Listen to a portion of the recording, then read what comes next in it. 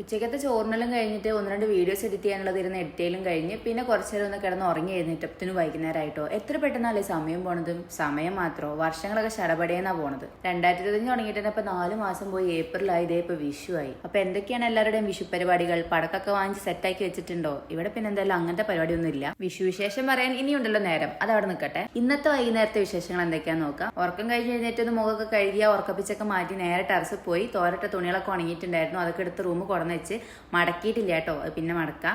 ഏട്ടൻ വരാൻ സമയമായിട്ടുണ്ടായിരുന്നു ഓഫീസിൽ നിന്ന്. അപ്പം ജിമ്മിന് പോണതിന് മുന്നേ പ്രീ വർക്കൗട്ട് മീലായിട്ട് ഒരു ഷേക്ക് ഉണ്ടാക്കി കൊടുക്കാന്ന് വിചാരിച്ചു.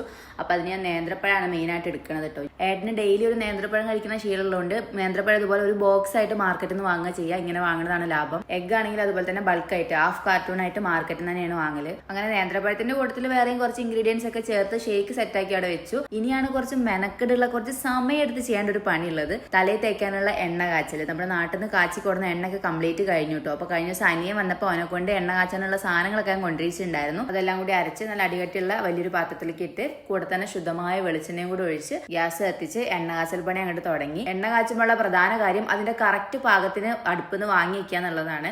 മൂപ്പ് കൂടിപ്പോയാലും കുറഞ്ഞു പോയാലും അത് നമുക്ക് നെഗറ്റീവ് റിസൾട്ട് ആയിരിക്കും ഉണ്ടാവുക. മുടി വളരുന്നതിന് പകരം മുടി കൊഴിച്ചിൽ ഉണ്ടാവാനുള്ള സാധ്യത ഉണ്ട്.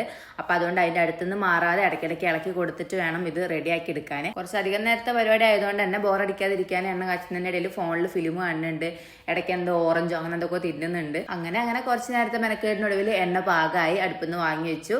ഇനി ഇന്നൊരു ദിവസം മുഴുവൻ ഇതുപോലെ ഈ പാത്രത്തിൽ അങ്ങനെ വെക്കുകയാണ്. പിന്നെ പിറ്റേ ദിവസം രാവിലെയാണ് നല്ലപോലെ കോട്ടൺ തുണിയിൽ ഇട്ടിട്ട് ആ എണ്ണ ഫുള്ള് അരിച്ചെടുത്തത് കേട്ടോ.